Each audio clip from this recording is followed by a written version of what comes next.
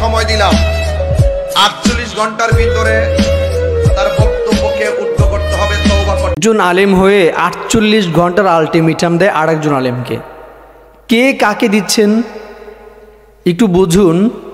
আপনি যাকে আলটিমেটাম দিচ্ছেন কেন দিচ্ছেন, তার দোষগুলো কি? যদি তার দোষগুলো না হয় তাহলে আপনি কিন্তু দোষী। যদিও তার বিরুদ্ধে কথা বলে আপনি হচ্ছেন খুশি, কিন্তু লাভ কি বলেন?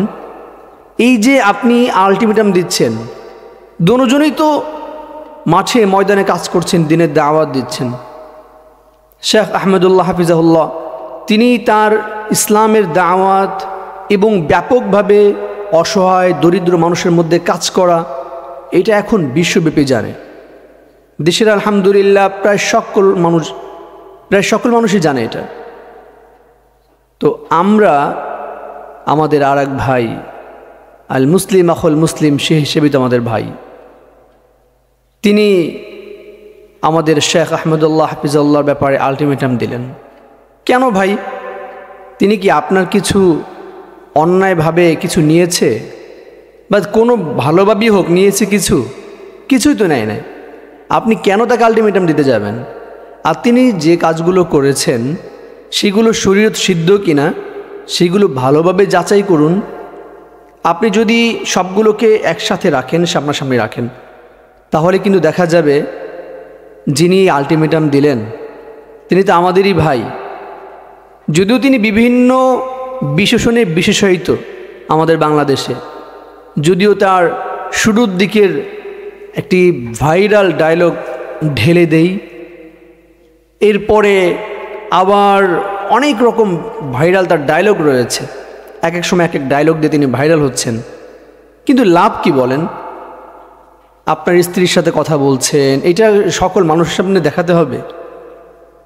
একজন শালীন ব্যক্তি, একজন ইসলামের দায়ী, তিনি তার স্ত্রীর সাথে কোন স্টাইলে কথা বলছেন, এরপর এটাকে আবার একটু হাস্যরস করা, এই শিক্ষা আপনি কোথায় পেলেন? রাসূল করিম সাল্লাল্লাহু আলাইহি ওয়াসাল্লাম তিনি স্বাভাবিক গতিতে তার সমস্ত বিষয়কে উপস্থাপন করেছেন। কিন্তু আমরা কি করছি? আমাদের ইসলামিক ভাই, আপনি কি করছেন? আমি আপনার নামটা নিতে চাচ্ছি না, যদিও আপনার এই বিশেষণের বিশেষায়িত্ব দ্বারা আপনি মানুষের কাছে স্পষ্ট, মানুষের কাছে আপনি পরিচিত। ঢেলে দেই থেকে নিয়ে আপনার চা খাই না, এখন কফি খাই, এই বিভিন্ন কী লাভ বলেন? আপনি দাওয়াত দিতে এসেছেন, দাওয়াত দেন। ইসলামের সালাত কায়েম করা এটা অন্যতম একটা সেরা বিধান। এই বিধানটা আজকে প্রায় মানুষ আমরা ছেড়ে দিচ্ছি। যারা ইসলামিক লেবাসদারি তারা পর্যন্ত এখন অনেকেই করছে না, ঠিকমতো সালাত আদায় করছে না, নামাজ পড়ছে না। আপনি তাকে গিয়ে কয়বার বলেছেন, কয়বার দাওয়াত দিয়েছেন বলেন? রাসূল করিম সাল্লাল্লাহু আলাইহি ওয়াসাল্লামের ভালোবাসা যার মধ্যে নাই সে মুমিন না। আপনি যদি এক কথা বারবার বলেন, এক স্লোগান বারবার দেন, অন্য দাওয়াত না দিয়ে, অন্য ইসলামের কথা না বলে, মানুষ শিখবে কি? কি শিখবে বলেন? আপনি তো একজন দাঈ ইলাল্লাহ, আপনার দাওয়াত দিতে হবে বিভিন্ন বিষয়গুলোকে। রাসূল করিম সাল্লাল্লাহু আলাইহি ওয়াসাল্লাম বলেছেন, সাল্লু কামা রাআইতুমুনি উসাল্লি, তোমরা নামাজ পড়ো যেমনটা আমাকে নামাজ পড়তে দেখেছো। এখন কিভাবে দেখেছি আমরা তো নবীকে দেখিনি। আমরা হাদিসের মাধ্যমে, আমাদের শায়েখদের মাধ্যমে, আমাদের আসাতেজায়ে কেরামের মাধ্যমে আমরা ধারাবাহিকভাবে একের পর এক সনদান মতনান আমরা এইগুলো জেনেছি, শিখেছি। সেই বিষয়গুলোকে আপনি উত্থাপন করেন।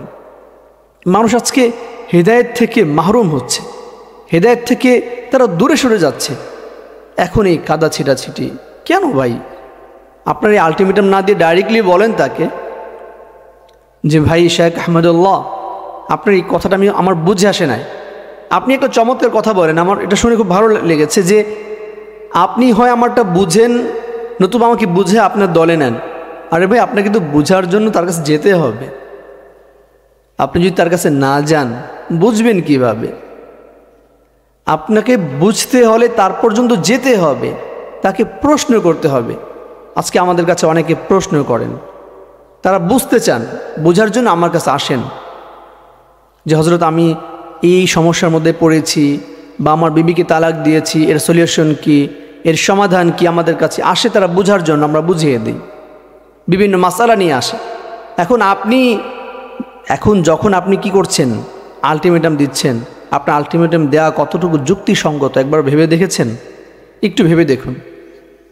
তিনি যে কথাগুলো বলেছেন রাসূল কারীম সাল্লাল্লাহু আলাইহি ওয়াসাল্লামের নবুয়ত নিয়ে, আমরা সকলেই হাদিস জানি যে নবীজি তখন নবী যখন আদম আলাইহিস সালাম মাটি এবং পানির মধ্যে মিশ্রিত, তখন রাসূল কারীম সাল্লাল্লাহু আলাইহি ওয়াসাল্লাম নবী।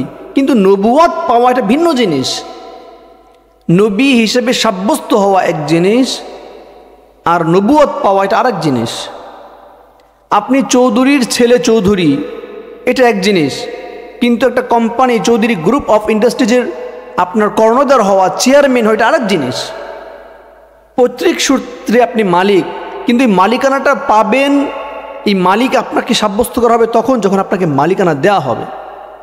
রাসূল কারীম সাল্লাল্লাহু আলাইহি ওয়াসাল্লাম 1 থেকে 40 বছর পর্যন্ত, তার আগে থেকে, ইভেন আদম আলাইহিস সালাম মাটি এবং পানির মধ্যে যখন মিশ্রিত তখন থেকে নবী, কিন্তু নবুয়াত পেয়েছেন তিনি 40 বছর বয়সে, রিসালাত পেয়েছেন।